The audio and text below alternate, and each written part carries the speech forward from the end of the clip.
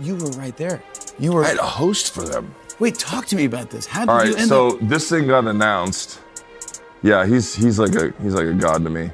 Growing up, heavy metal was a safe haven for others like me, just like you. It's a coping mechanism for the rebels, the renegades, the disfranchised, all of us, the defiant ones. So the show got announced, and I just called everyone I knew. I called, Metallica and Anthrax and it just all. Host it?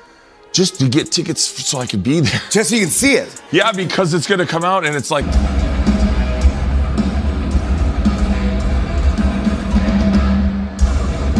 See it. Yeah, because it's gonna come out and it's like there's only limited amount of tickets. I'm like, dude, me and my kids. I just need and 3 tickets. And so I was just begging to get scraps. And then Ross Halfin called and goes, Sharon Osbourne wants you to host it. Have you hosted anything Nothing, before? bro. I'm like terrified. Yeah. Terrified. Of course. That many people, I don't look at like this is terrifying. Imagine a stadium. And that's everybody you love. You can't believe all the people that are there. And you're dude, I'm on the poster.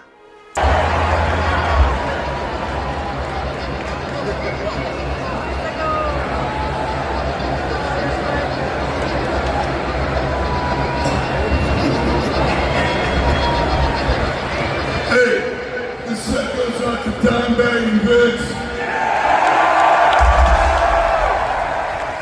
And all of you massive Black Sabbath people out there, we love y'all, man. Hey, Zachariah, check it out.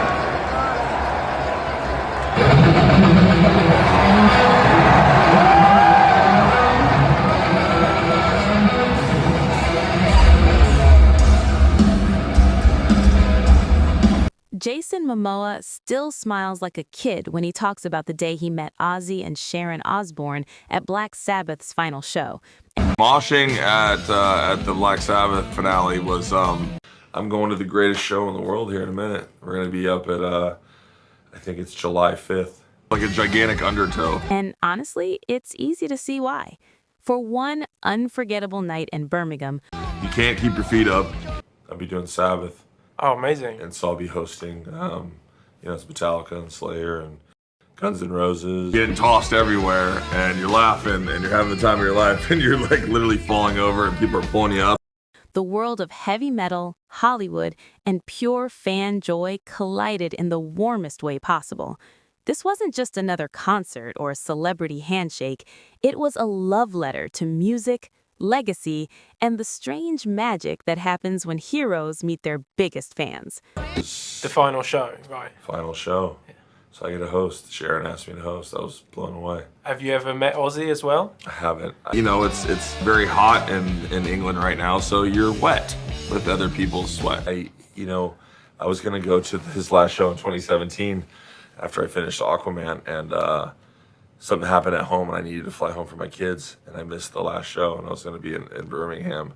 I was pretty bummed out about it, but you dad duties. And I wanted to get my son out there. You want to experience things with your family members, and so for my boy. And turns out they were, Ozzy came out with an album and he wasn't feeling too well, and so they asked if I wanted to do the video or the video for him. Yeah. For Little Green Men, and so I got to do that video for him and be helpful.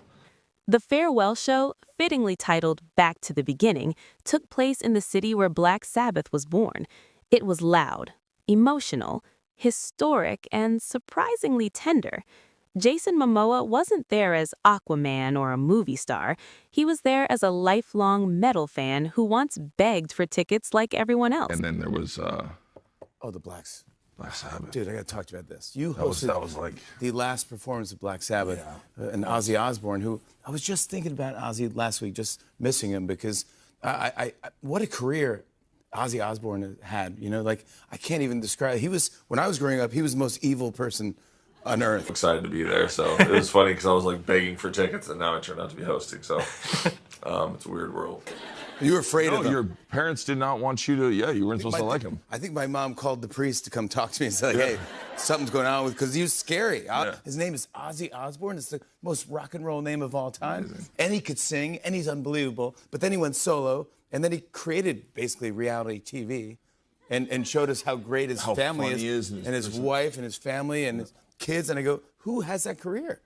That could say that he did all of that. Creates Ozfest. I mean, gets all For those bands what together. he did for music or Yeah. pop culture. Yeah. But you were right there.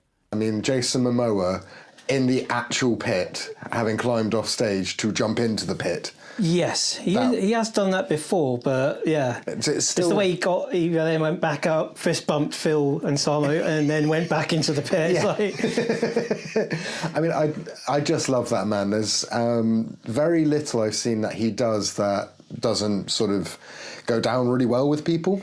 and he was a good compere as well. Yeah. It was just the most. It was unbelievable. Yeah. I'm getting I love goosebumps. him with every. Yeah. He's so. And then sadly he great passed job. like a couple weeks later. But yeah. Yeah. But you did a great job hosting, and it was a great tribute to Ozzy and Black Sabbath. And then you actually got into the mosh pit, which is so you. You did pretty well.